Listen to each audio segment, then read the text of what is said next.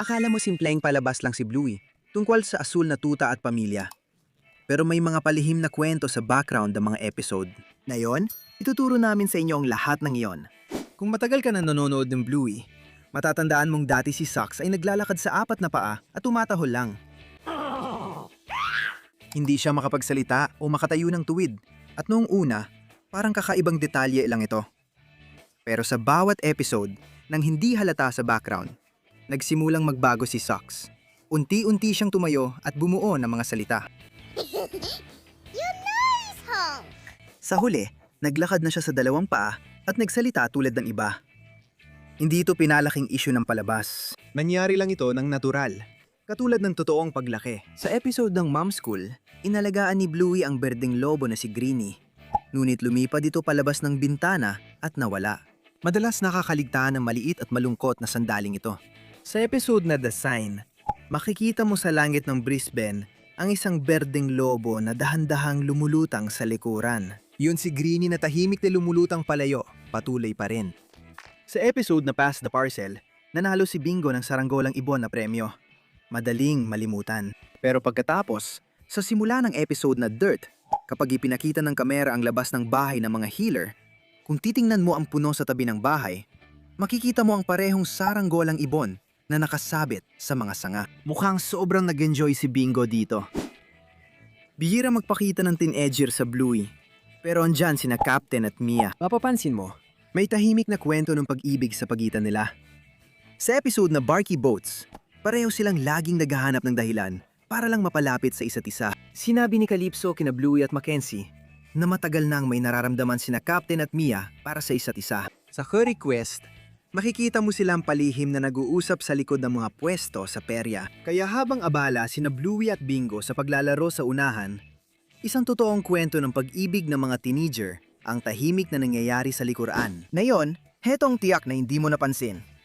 Sa episode na Midnight, nagtatapon ng basura ang pamilyang healer. Pero kung mapapansin mo ng mabuti si Bluey sa buong episode, makikita mo ang isang bagay sa kanyang uniforme. Sa simula, puti ang kanyang sinturon. Sa huli, dilaw na ang kanyang sinturon. Nagkakarate si Bluey, at ang pagkuha ng dilaw na sinturon ay nangangahulugang 6 na buwan ang lumipas sa episode ayon sa totoong tagal ng pagsasanay, kahit hindi ito tuwirang binanggit ng palabas. Tahimik niyang binago ang maliit na detalye sa kasuotan ni Bluey at hinayaang ikaw mismo ang makapansin. Sa episode na Bumpy and the Wise Old Wolfhound, nauwi si Bingo sa ospital, pero hindi ipinaliwanag kung bakit. Matagal nang palaisipan yon sa mga tagahanga. Pero baka ngayon ay may sagot na tayo. Ibinunyag ni Joe Bram, lumihan ng Bluey, sa New York Times na naospital ang kanyang bunsong anak na babae sa edad na 3 dahil sa sakit na may kaugnayan sa hika at 1 linggo sa intensive care. Dahil karamihan sa Bluey ay mula sa totoong buhay ni Joe Bram, malamang ang pagka-ospital ni Bingo ay batay sa mismong karanasan niya. Sinusuportahan ito ng episode. Pinapapakinggan ng doktor ang baga ni Bingo sa likod, gaya ng ginagawa ng mga doktor sa pagsusuri ng problema sa paghinga. Base sa episode, mukhang hindi bababa sa 1 linggo sa ospital si Bingo.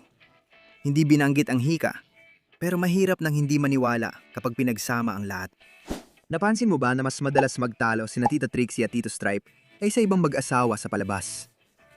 Sa Facey Talk at kasal ni Frisky, lagi silang nagtatalo. Sa una parang normal, pero sila lang mag-asawa sa Bluey na nagtatalo sa harap ng kamera. Iniisip ng fans na pahiwatig ito ng problema sa kanilang pagsasama, na nagpapaliwanag din kay Muffin. Kung napapapansin mong mas aligaga at mahirap pakisamahan si Muffin kaysa kina Bluey at Bingo, maaaring dahil sa tensyon ng kanyang mga magulang. Hindi man tuwirang sinasabi ng palabas, halata naman sa mga palatandaan. Sa Pass the Parcel, sandali natin nakita si Missy kasama ang kanyang nanay. Si Missy ay isang Australian Terrier. Ang kanyang nanay naman ay isang German Spitz na ibang-iba ang lahi. Maaaring akalain mong magkalahi ang tatay niya at si Missy. Pero kung ang tuta ay mula sa magkaibang lahi, kadalasan makikita ang katangian ng parehong magulang. Hindi kamukha ni Missy ang nanay niya at hindi pa ipinapakita ang tatay sa palabas. Kaya, may hindi direktang sinabing konklusyon. Inampon si Missy. Hindi ito kinumpirma o nabanggit. Tahimik lang ipinahiwatig sa visual na detalye. Narito ang karakter na siguro nakita mo, na pero di mo napansin. Si Pretzel, ang maliit na chihuahua na unang lumabas sa episode na Calypso. ay naiiba dahil hindi siya tulad ng ibang batang mahilig sa laro ng grupo. Wala nung una natin siyang makita. Lagi siyang mag-isa at gumagawa ng munting laro para sa sarili. Sa una, aakalain mong minsanan lang ito. Makikita mo na naman siyang mag-isa sa cricket. Sa dulo ng Curry Quest, habang ang ibang bata ay magkakasamang may ginagawa, si Pretzel ay tahimik na mag-isang kumakain ng ice cream sa percha. Hindi siya malungkot o naiiwan. Masaya lang siya sa sarili niyang mundo. Hindi ito ginagawang malaking issue ng palabas. Pero sa 3 season, si Pretzel ang batang mas gustong mag-isa.